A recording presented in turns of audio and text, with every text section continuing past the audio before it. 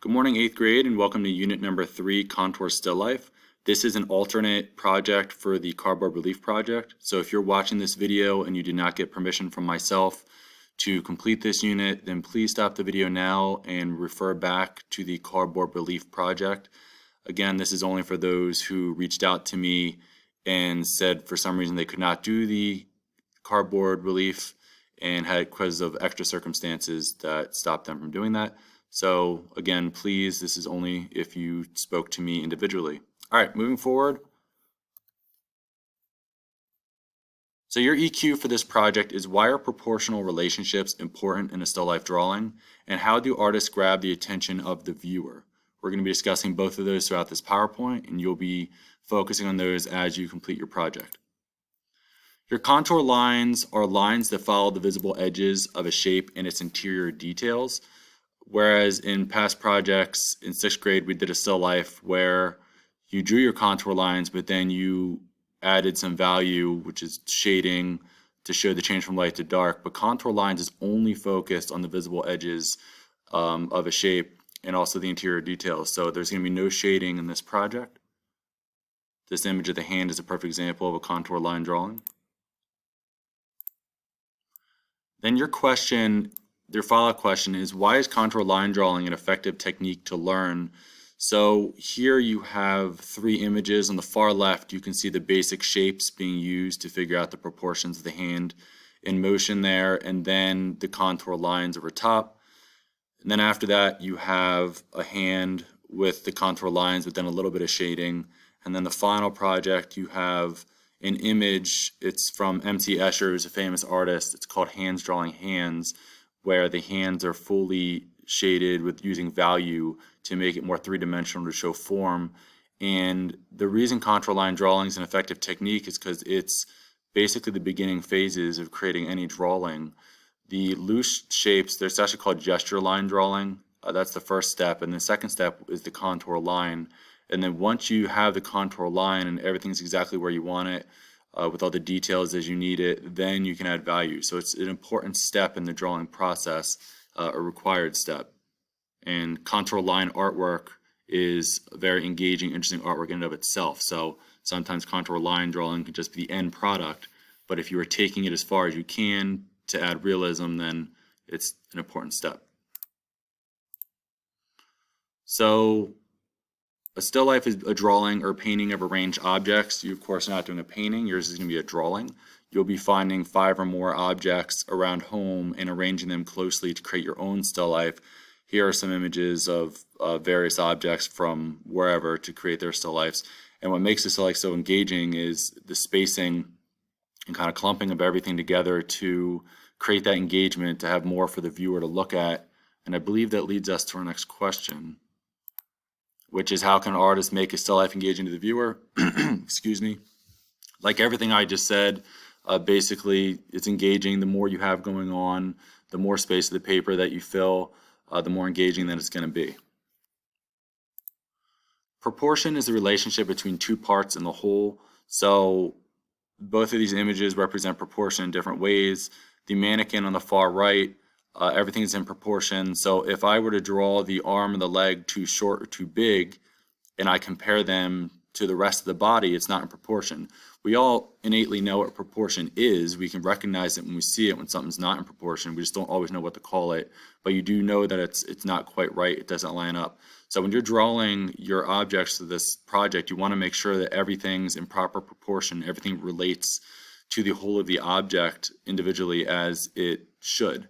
So you should be paying attention to that and not just, creating a quick drawing of the object. You really want to make, take time to make those measurements and make sure everything is in proportion. All right, so then your question is, why are proportional relationships important in still life drawing? It's basically a simple answer is that you want the objects to be viewed by the viewer, to be recognized by the viewer as the objects they were intended to be. So basically the viewer should be seeing what they're supposed to be seeing. So if you were trying to draw this bottle and the two pieces of fruit on the right and your bottle was not in proportion, it might look like a flower vase, or it might look like a small cup if it was too short. I mean, that's more dealing with scale, but You basically want the viewer to see what they're supposed to see. Shape is a two-dimensional outline of an object. I mentioned earlier in this slide with the hands that we use shapes to map out the space of the paper and to also figure out the proportions. So on the left here, you can see the drawing of this figure. You can see where the head's going to be, the measurements of the face, where the center of the face is, and the eyes are going to go, with the collar and the body, and looks like something around her head, whether it's a sun or a halo or something. But the shapes are used to kind of plan out the artwork. So just basic shapes like circles, squares, ovals, triangles, all these things basically help you plan out where you're going to go before you go there. Think of it as like a roadmap for art, that without this step, you're just guessing, whereas you kind of want to plan it out and map it out before you really start all the details. So I believe I kind of just answered the second question here about how can drawing in basic shapes help to plan out the space and proportions in your art. And this image is a perfect example of what I just said, how in step one, the artist used basic shapes to figure out the spacing of the paper, and the other steps, they start to figure out the measurements with the line details, and then the bottom 7 and 8, those steps, they start adding value. They do some hatching and cross-hatching to give it some light and shadow. You, of course, are not adding light and shadow, but the question being, how can basic shapes help plan out the space and proportions? That's how it's done. You use them to figure out the sizing of everything, and then you do the line details. So shapes first and then line details. If I can get this working, there we go. So scale is the size of an object in relation to another object. Obviously the scale of the table and the chicken are far too big, whereas the man on the right should be taller than the chicken and the chicken smaller. On the left, the woman should be much taller than those chairs and table than they are. So those are not in scale. So that leads us to our next question, which is basically kind of a repeat or similar spin to the proportion question. Why is the scale of objects important in still life drawing? Same thing as the proportion question. You basically want the artist to view what they're supposed to view. You want everything to be the right size to add to the realism of the artwork, to make sure that the viewer is seeing what they're supposed to see. Space is the distance or area between things. So over here, these three shapes, the space is very close or basically overlapping. They're so close. And over here, the space between this pentagon and these shapes, it's a much further space than the three spaces together. So then how can the proper use of space help to grab the viewer's attention in a still life? Over here on the bottom left, you can see the oranges compared to the variety of fruit on the far right. The image on the far left is not as engaging of an image because imagine this was a piece of paper, this photograph, and basically the space was not filled. The spaces between the objects are too far away. They are placed in the center, which is good, but there's nothing going on in the background or off to the sides of the objects, whereas the image on the far right with all the grapes and apples and leaves and everything's clustered together. Everything fills the majority of the space of the paper, so it's a much more interesting, engaging artwork because the viewer has more to look at. So basically you want to use up the space of your paper and keep all your objects close together for a still life drawing. That will help grab the viewer's attention and also maintain their attention. Variety is differences in color, shape, and size. So here you have an image on the left of a bunch of yellow circles. They're all the same in color, but they're different in sizes. And on the far right, you have circles that are the same in size but different in color. So perfect use of variety would be to fuse these two images together and have different sizes, different colors, and actually even different shapes. So for you, you want to make sure that the objects you're selecting for your still life are all different to show a variety of things to look at so they're not all the same. For example, you wouldn't want to grab 5 different pairs of shoes and put them together. You want to try to have a variety of different objects for the viewer to look at. And how can artists demonstrate variety in a contour line drawing to grab the viewer's attention? So I mentioned part of it where you can have different objects themselves, but more importantly, one of the goals of the project is that you want to show a variety of line thicknesses. So here in the image drawing of this eye here, you can see a variety of line thicknesses where it may start off light and then some lines get thicker. So even though we're not adding value through shading, you're kind of adding value through the different line thicknesses, where a thin, nice light line might represent the light source where the light's hitting it, and a darker, thicker line would represent the shadow of an object. And you'll see more examples of that as we move forward, but that is definitely a good way as to how to show variety to grab the viewer's attention in your art. Form is a three-dimensional object. Again, even though we are not doing the shading off to the right here, the lines, the contour lines can still give the impression of form in your drawing to make your flat shapes look three-dimensional.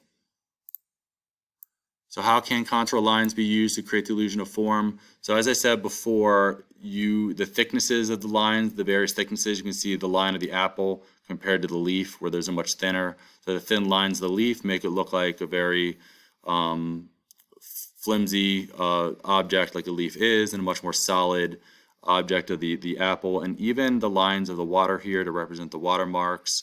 And even these small lines, these small broken contour lines help to kind of show the curve and the shape of the object, which leads me to the apples down here. You can even do kind of a vertical and horizontal line pattern in your shapes to really give it that sense of three-dimensionality if you want. You don't have to do it this way, but you can. So there's a couple options between these two images as to how you can use contour line to create form in your objects.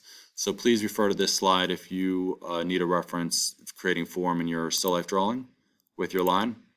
So here's lastly, we're just going to wrap this up with some still life examples so you can see some past student projects and what they've done. So here you have a still life, you have a bottle, some headphones, a Johnny Bravo action figure, amongst other things. But the most important thing, well, I mean, this is a great artwork. Everything's important in this, where you can see the variety of line thicknesses to show the light versus the shadow over here. You have a variety of objects. Everything's drawn closely together. An artwork like this would be an A+. And also, it's very important to know is that you don't see any of the underdrawings. You don't see the shapes. You don't see the initial measurements. Everything was erased. They were there, but they were erased. And that will come down to how hard you actually press with your pencil. Please press lightly in the beginning phases so that you can erase them. And all you see are nice, clean contour lines. I will be grading heavily on craftsmanship, so please make sure you draw lightly in the beginning phases. And then here you have another still life. This one really is much more up close to the objects. You can see all the details. And I think this artwork does an even stronger job of the variety of line thicknesses. You can see the details of each object. The student really took a lot of time in pulling those out. Here's another one. We mentioned how you can use contour line with the vertical and horizontal lines to show the shapes. This artwork does that a lot in some objects. This looks like a squirrel's tail, and it has it in the bottle, and the bunny rabbit, and maybe one other object. But if you do that, though, the curves of the line will make the difference. So if something's rounded, your line will be curved. If something's more straight and angular, your line will actually be straight. So pay attention to the curves of the line if you choose to do something like this to show the form of the object. So that's the end of the slide. Please let me know if you have any questions, and I look forward to seeing your final product. All right, I'll see you in class.